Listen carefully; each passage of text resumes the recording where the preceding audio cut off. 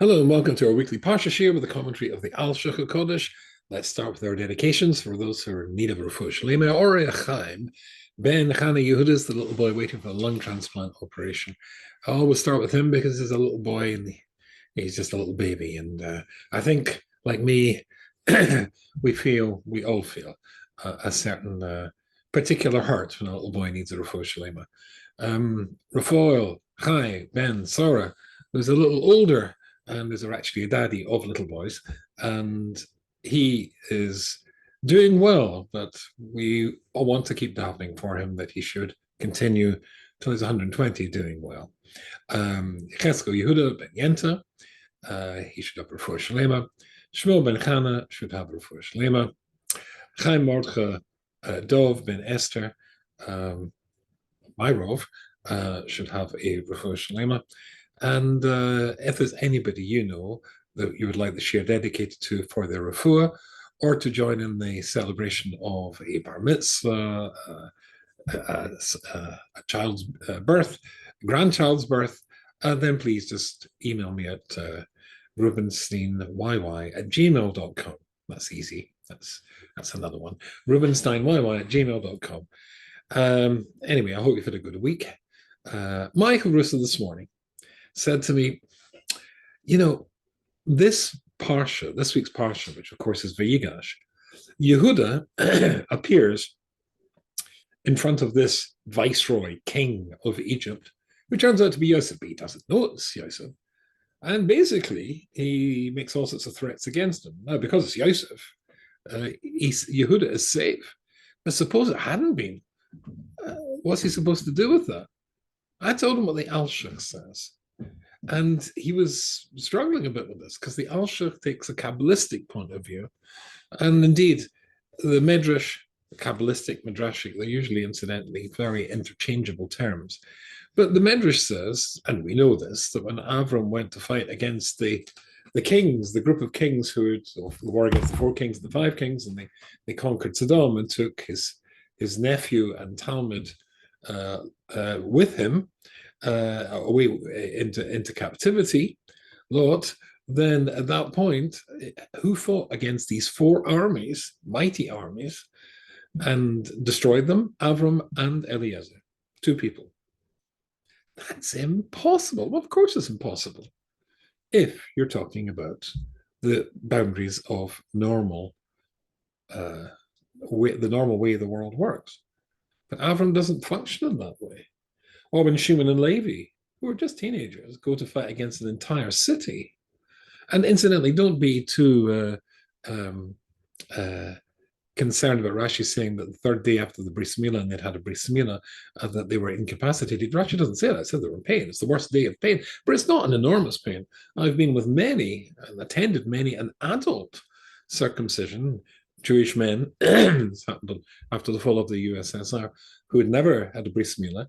After 3 days, they were functioning fine. It may have been a little bit more discomfort than day 1 and day 2, but they're not incapable of functioning. And the inhabitants of Shechem, excuse me, who had kidnapped Yaakov's daughter, were perfectly capable of taking up arms and fighting, very much like Hamas, to stop the 2 Jewish boys coming to rescue the sister, who is held captive and being raped by Shechem, by Hamor and his son Shechem.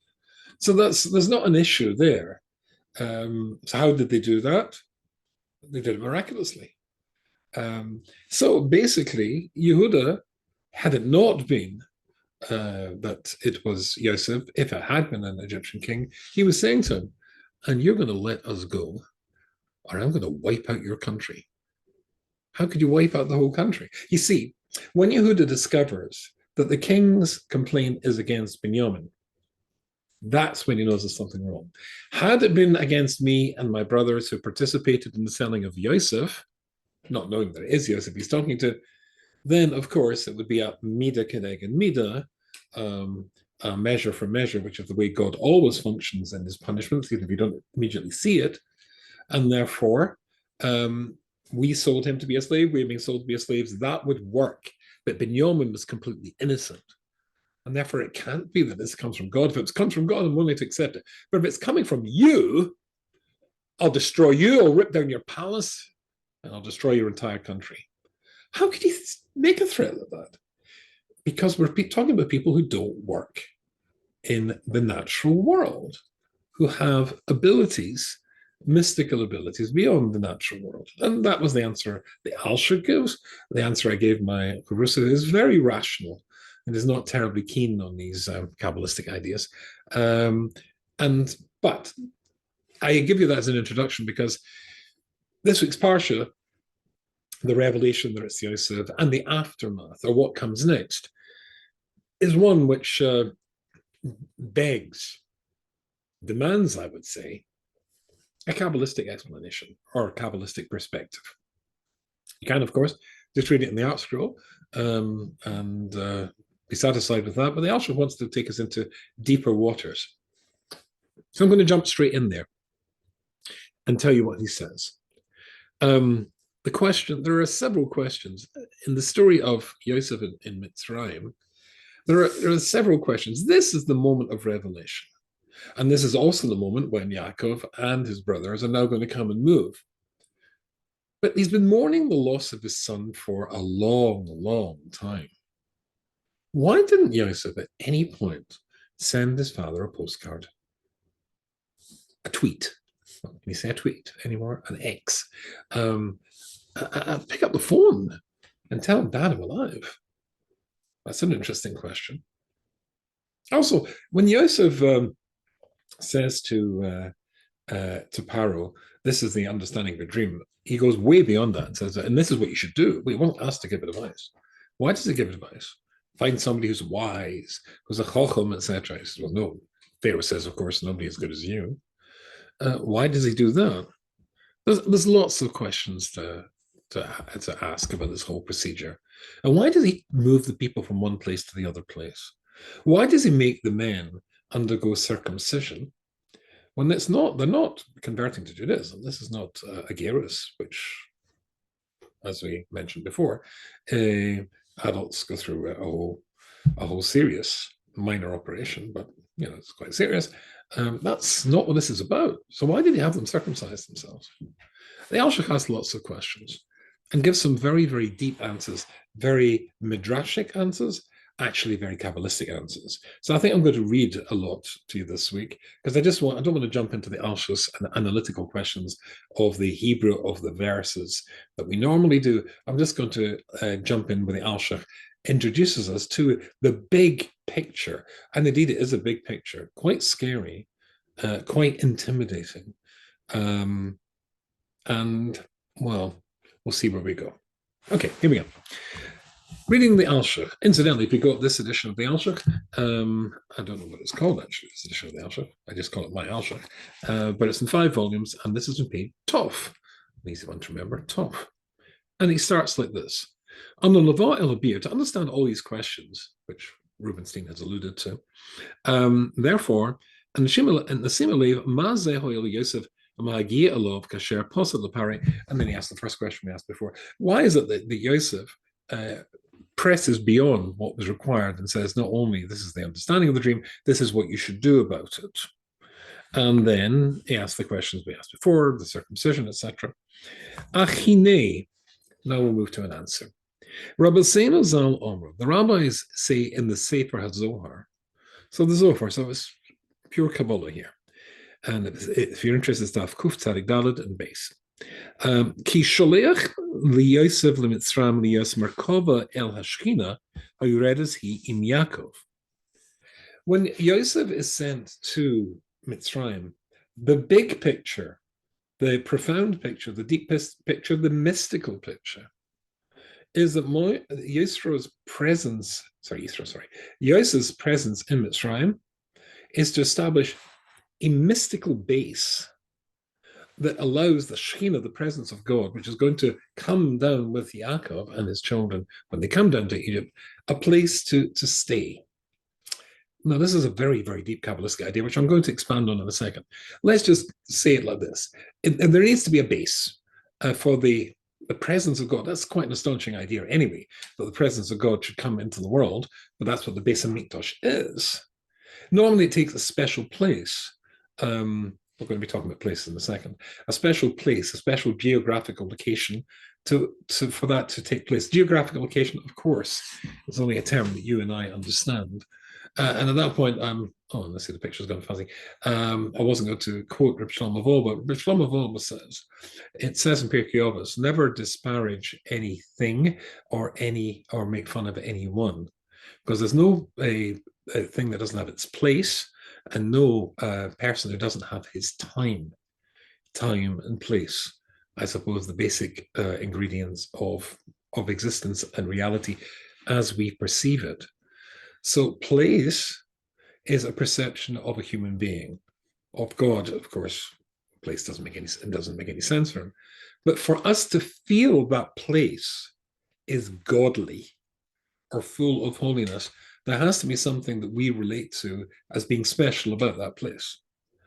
La Hashem ha'aretz maloi, the verse famously says, Hashem fills the whole world, but we don't see, and we're able to see and perceive the enormity of what God created, and therefore a taste, as it were, of the godly in some places more than others. If you look at the Swiss Alps, it's astonishingly beautiful. Well, I'm not trying to be racist here, the Austrian Alps as well, French Alps, Italian Alps. And forgive me being a bit patriotic here, but Scotland, the west coast of Scotland, the mountains of Scotland, stunningly beautiful as well. You can perceive godliness. Other places, not so much. The middle of the Sahara Desert, not so much. That's going to be a very, very important idea. But basically, for God's presence to be to manifest itself, to reflect itself so that we can perceive it and feel it, there has to be, as it were, an appropriate venue. Has to be prepared for it.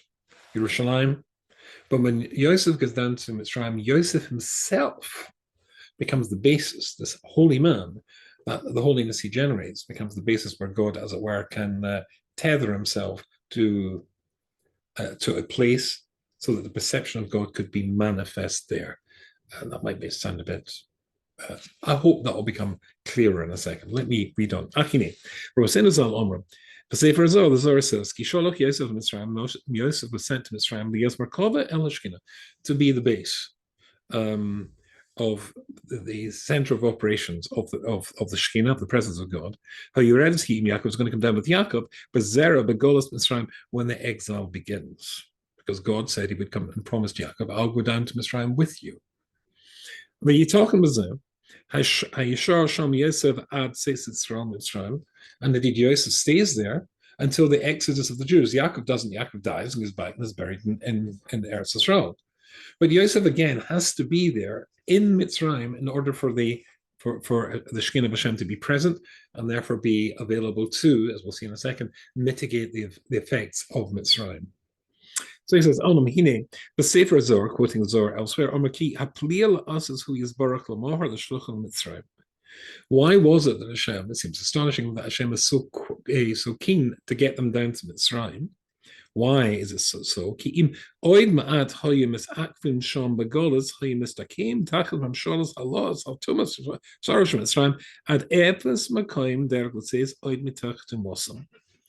Which means a very, very profound idea. We know, of course, that had the Jewish people stayed there 1 millisecond longer, then the Jewish people would have been finished.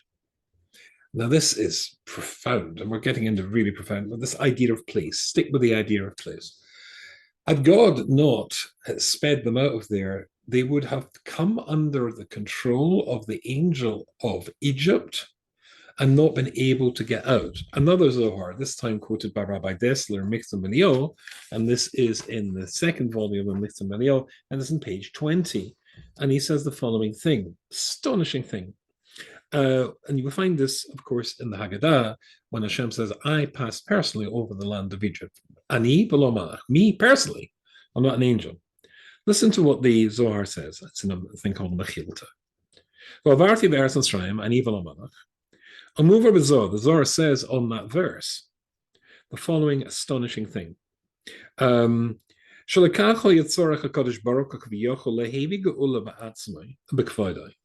It was necessary for God himself to be the one to liberate the Jewish people from Egypt. Why didn't he send an angel? Ki lo hoya eshel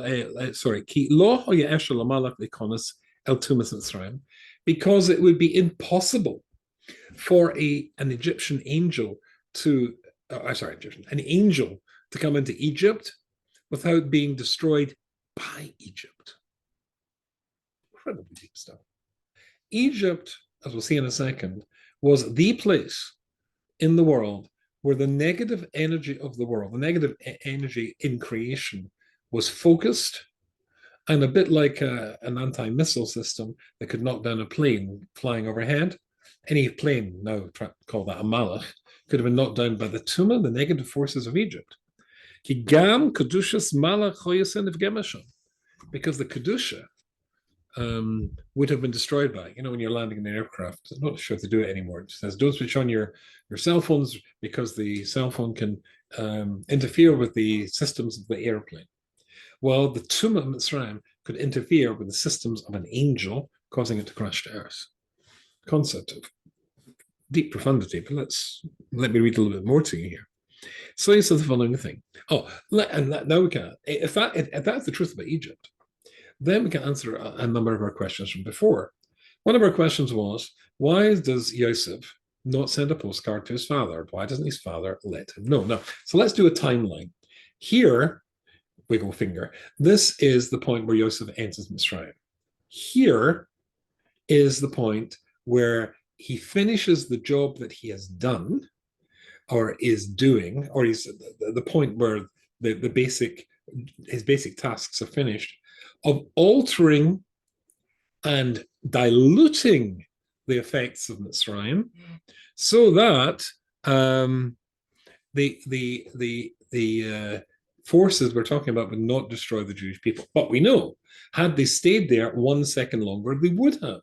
That means from the point of his entering Egypt to the point when his job is done, every single second is taken up with changing and altering Egyptian society, moving populations from one city to the other, Baltimore to Boston, Manchester to Birmingham in England, or vice versa, moving from place to place. Talk about that in a second. That's going to mitigate the abilities of Egypt to destroy them. Bris Milah itself, that is going to help to extinguish to some extent the power that Egypt had. And all the things he does is in order to weaken Egypt's ability to shoot down angels and to destroy the Jewish people. Now, if that was what he was able to achieve, and yet had they stayed 1 second longer, they would have been finished. Suppose he took 1 second off his schedule in changing Egyptian society, then that groundwork, that work would have been chosser, would have been incomplete, and therefore we would have already crossed the threshold of the Tumah of Mitzrayim from the 49th level to the 50th level, at which point we were irrecoverable. So why doesn't Yosef get in touch with his father before? He's too busy changing Egyptian society so that Egyptian society and their mystical powers will not destroy Klal Yisrael. And we can see, incidentally, when an astonishing thing, I said in one of my more secular American newspaper articles, why do people hate Jews so much? Because of our success, because of our financial success, because of the dynamism of our societies. Jews are open source, I wrote. There's nothing that we do that you can't copy.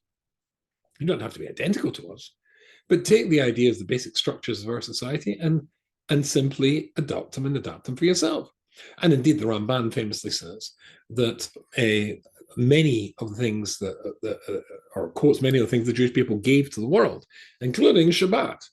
Not Shabbat with candles and kiddush like us, but the concept of not having to work 365 and a quarter days for the rest of your life, which in many societies was the norm, and even today in places like Japan, Korea, etc., it is still the norm. No, there was a concept of resting 1 day a week, resting from that, maybe concentrating on things like your family, like your wife, like your husband, and concentrating on yourself too. That was a Jewish gift to the world. There's so many gifts that we're open source. You can copy as well. So here's an interesting question: when the um, the famine that Yosef predicted through the interpretation of the dream begins, you remember that what he told Pharaoh to do was to gather all the grain and put them in storehouses so that the 7 abundant years, the 7 years of bumper crop, would be stored up against the years of famine that were to come. So when the great lords of Egyptian society came to beg Pharaoh for grain because they had none, he said to them, and the Alshich quotes this again from a Zohar, "Why didn't you copy what Yosef did? We don't talk to us about Yosef," they said. "He's got grain. He's not going to give it to us unless we circumcise ourselves." Zohar. And Pharaoh says to them, "But why didn't you do what he did?" They said, "We did do it. Of course we did it. Jews are open source. We realized that was a clever thing to do. We understood and believed that he had interpreted the dream properly. But the grain that we set aside rotted." See, it wasn't just the natural world, it was the supernatural world as well. Yosef's interpretation, prediction of a famine was a famine that was going to be sent by God. And the Shekhinah was going to protect Yosef's efforts to gather grain, wasn't going to protect theirs. Theirs rotted. It was a supernatural famine in a very real sense. So Yosef has been busy with that, demanding of them that they change Egyptian society. His purpose is to make Egyptian society not as toxic, not as radioactive as it would be to kill the Jewish people. Then, with that concept in mind,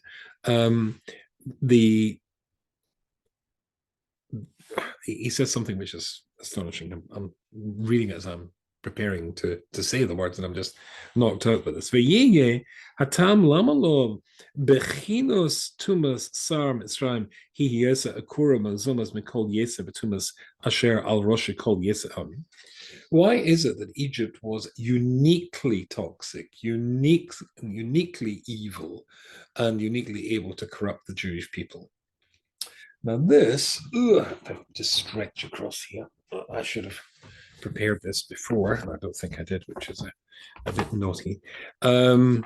It's the Zohar says that there are various parts of the world that are compared and contrasted to various parts of the body, like the eyes. And indeed, you'll find lots of verses in the Torah which talk about parts of the anatomy, which are this is like an anthropomorphism of a planet, of the planet to the human body. And so the brain and the ears and the eyes of the world, as it were. But also there's other parts of the body as well. Some are more important, some are less important. Egypt is called the Ervis Ha'oretz.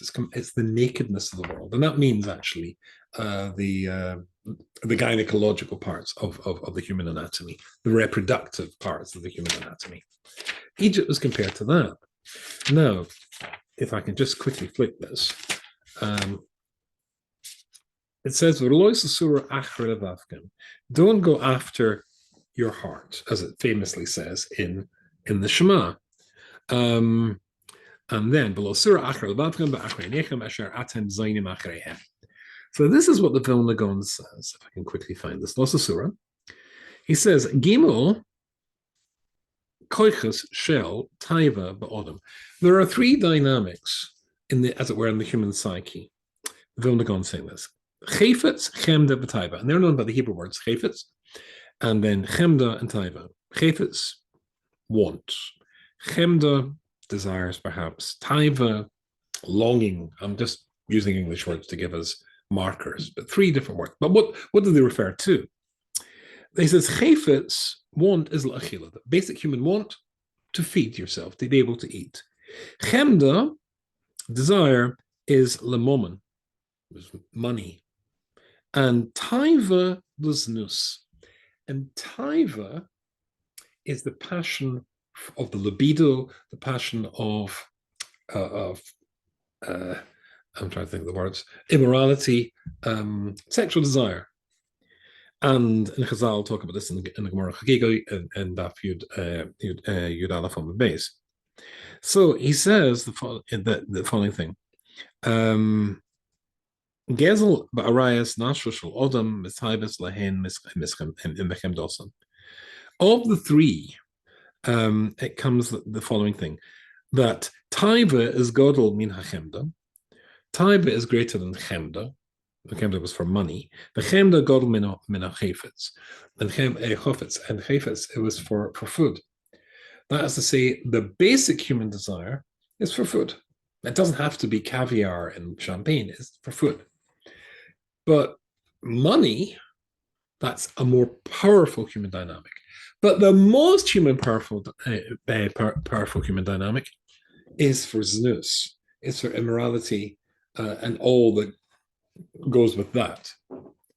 And Egypt is called Erbes Ha'oretz.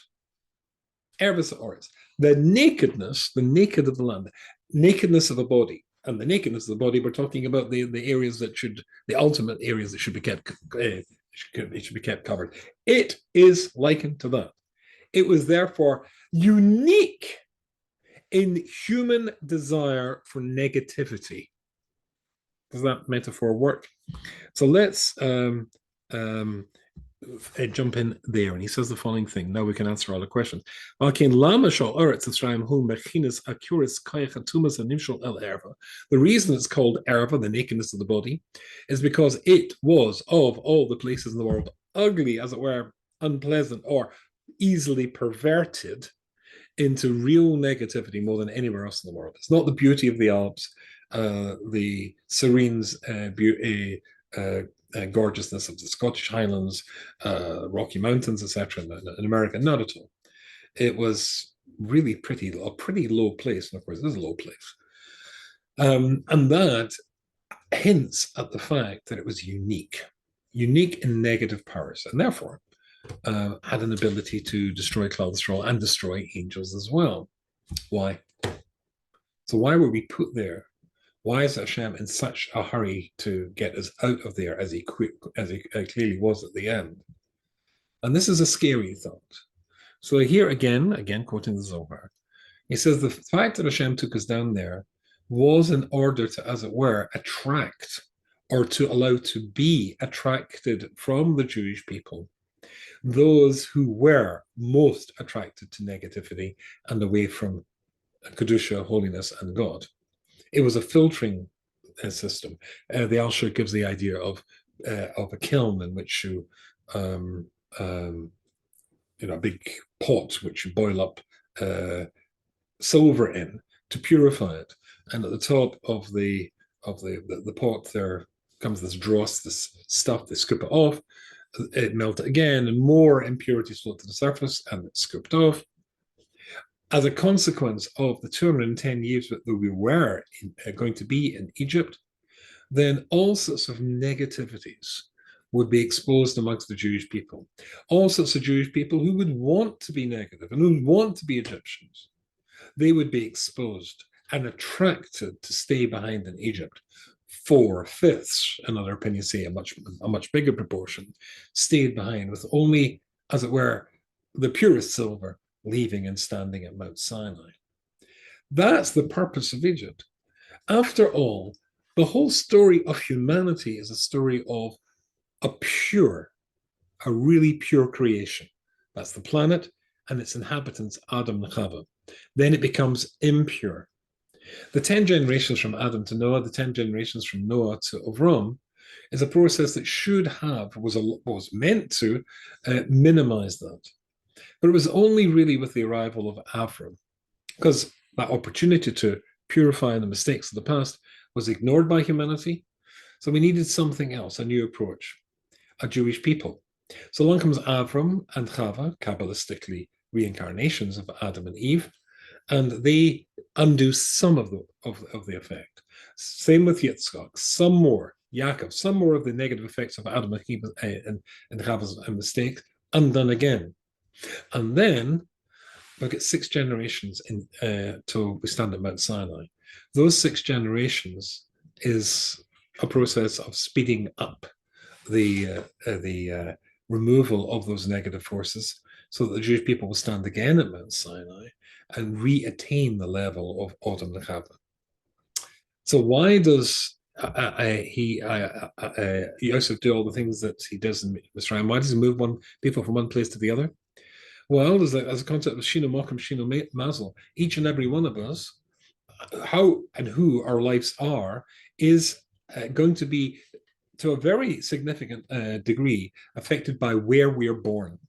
The people born in one city are under the mazel, under the mystical forces of that geographical location. Move them elsewhere, and they don't function as well.